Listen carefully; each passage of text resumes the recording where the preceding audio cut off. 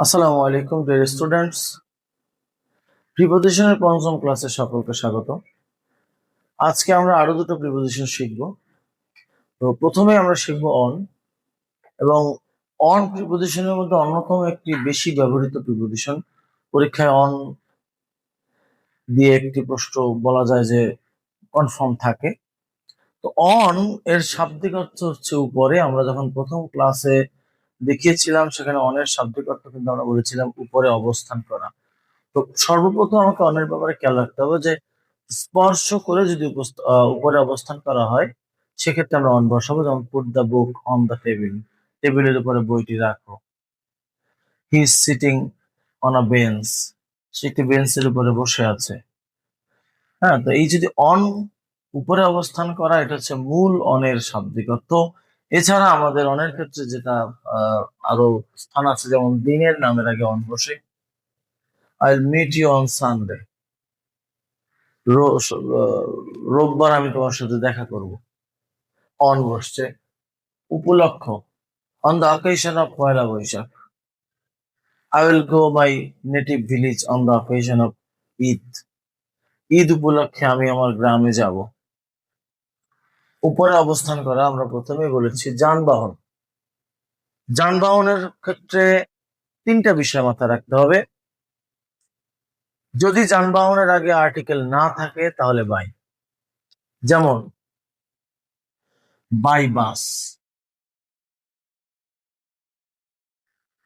যদি যানবাহনের পরে আগে আর্টিকেল থাকে, এখন সেই যানবাহনটা যদি হয় এমন একটা যানবাহন যেখানে হাঁটা চলা করা যায়, তাহলে সেখানে হবে অন।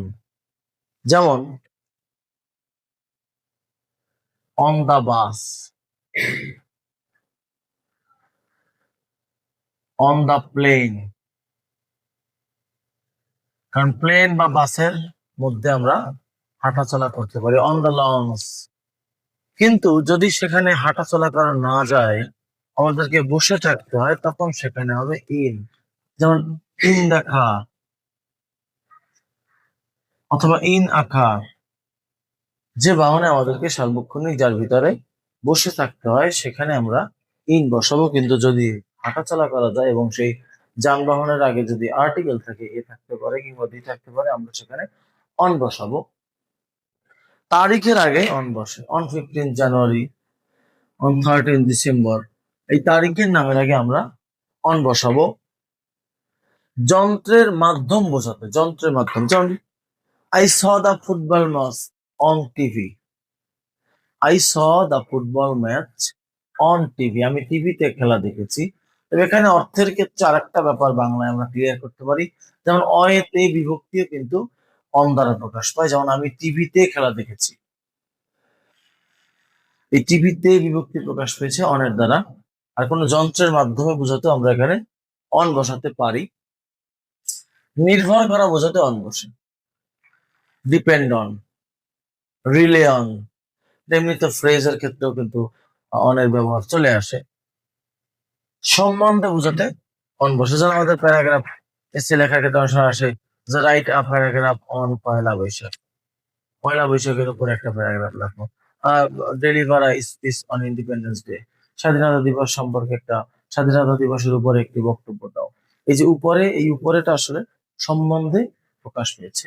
এছাড়া শূন্যস্থানের আগে যদি আমাদের কনগ্রাচুলেট, অভিনন্দন জানানো, কমেন্ট অন, মন্তব্য করা, রিলে অন, নির্ভর করা, ইনসিস্ট অন, বল প্রয়োগ করা, চাপ দেওয়া বা জেদ দেওয়া, জেদ ধরা, বাধ্য করা, ডিটারমাইন্ড অন, সংকল্পবদ্ধ থাকা, ডিপেন্ড অন, নির্ভর করা, ইম্পোজ অন, চাপিয়ে দেয়া, রিফ্লেক্ট অন, প্রতিফলিত হওয়া, টেক পিটি অন, দয়া হওয়া ইত্যাদি থাকে। তবে শূন্যস্থানে আমরা অন বসাবো। যেমন do not depend on others, অন্যের উপরে নির্ভর করো না। হি ইনসিস্টস মি অন গোয়িং দেয়ার, সে আমাকে ওখানে যেতে জোর করে, বাধ্য করে। তো এই বিষয়গুলো, এই জায়গাগুলোর ক্ষেত্রে আমরা সাধারণত অন বসাবো। এবং অন অনেকবার দেখবে যে তুমি একাধিকবারও পরীক্ষা আসতে পারে, প্রশ্ন থাকতে পারে। অন প্রিপোজিশনের মধ্যে অন্যতম ইম্পর্টেন্ট বিষয়। তো অন সম্পর্কে যদি আরো কোনো কিছু জানার থাকে অবশ্যই আমাকে কমেন্টে জানাবে। এরপরে আমরা পরের প্রিপোজিশনে চলে যাব। অনের পরে আজকে আমরা যেটা শিখবো প্রিপোজিশন, সেটা হচ্ছে ফ্রম। ফ্রম এর শাব্দিক অর্থ হচ্ছে হইতে থেকে। এখন এই হইতে থেকে কিন্তু এক সময় থেকে অন্য সময় বোঝাতে পারে, এক স্থান থেকে অন্য স্থান হতে পারে। হ্যাঁ, যেমন I will stay here from 10th January to 15th January. আমি 10 জানুয়ারি থেকে 15ই জানুয়ারি পর্যন্ত এখানে থাকবো। আবার I'll go to Dhaka from Barishal. আমি ঢাকা থেকে বরিশাল থেকে ঢাকায় যাব। এই যে এক স্থান থেকে অন্য স্থানে, এক সময় থেকে অন্য সময়ে, এই সময় থেকে বোঝাতে ফ্রম বসে। এছাড়া আছে মাধ্যম।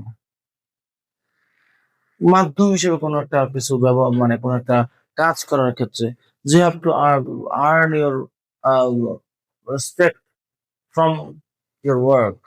You have to earn the respect from your work. তোমাকে তোমার কাজের মাধ্যমে সম্মান অর্জন করতে হবে। এই যে মাধ্যমে, মাধ্যম বোঝাতে ফ্রম বসে। উপকরণ বোঝাতে, উপকরণের ক্ষেত্রে কিন্তু আমরা অব বসাই, ফ্রম বসানো যায়। The table is made from would. আবার তুমি মেড অফ উড, সেটা তুমি দিতে পারবে। থেকে এবং হইতে আমরা প্রথমেই আলোচনা করেছি যে হইতে থেকে অর্থ প্রকাশ করতে ফ্রম বসে। এখন শূন্যস্থানের আগে কি থাকতে পারে আমাদের? যেমন শূন্যস্থানের আগে যদি থাকে রিফ্রেইন ফ্রম, বিরত থাকা, রেসিস্ট ফ্রম, নিয়ন্ত্রণ করা, অ্যাবস্টেইন ফ্রম, দূরে থাকা, প্রোহিবিটেড ফ্রম,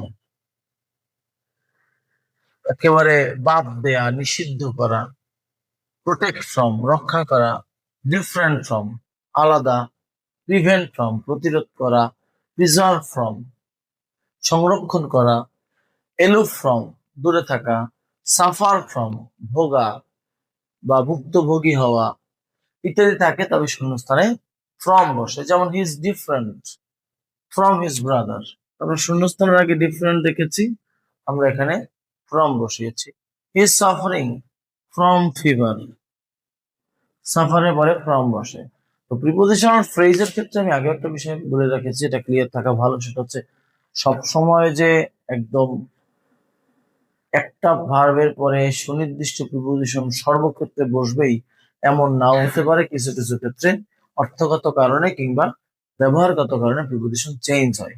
এবং প্রিপোজিশনের ক্ষেত্রে এই একটা প্রতিবন্ধকতা অনেক সময় সৃষ্টি হয় শিক্ষার্থীদের, কারণ একই অর্থবোধক বা একই স্থানে কিন্তু একাধিক প্রিপোজিশন বসতে পারে, যেটা আমাদের মাধ্যম অর্থ প্রকাশকারী প্রিপোজিশনের ক্ষেত্রে আমাদের বেশি সমস্যা হয়। যেমন বাই দ্বারা মাধ্যম বোঝায়, ফ্রম দ্বারা মাধ্যম বোঝায়, আবার ট্রু দ্বারা মাধ্যম বোঝায়। তো এই বিষয়গুলো, এই মাধ্যমের একাধিক ব্যবহার থাকার কারণে কিংবা উপরের বিষয়ে একাধিক ব্যবহার থাকার কারণে কিন্তু আসলে আমাদের অনেক সময় ডিলেমায় পড়তে হয়। এই জন্য অ্যাপ্রোপ্রিয়েট প্রিপোজিশন ব্যবহারের ক্ষেত্রে ভার্বের পরে যে সুনির্দিষ্ট প্রিপোজিশনটা থাকে সেটাকে অ্যাপ্লাই করাটা বেশি বেটার হয়। অন্যথায় দেখা যায় অনেক সময় অর্থগত কারণে আমরা বসালে সেটা ভুল হতে পারে।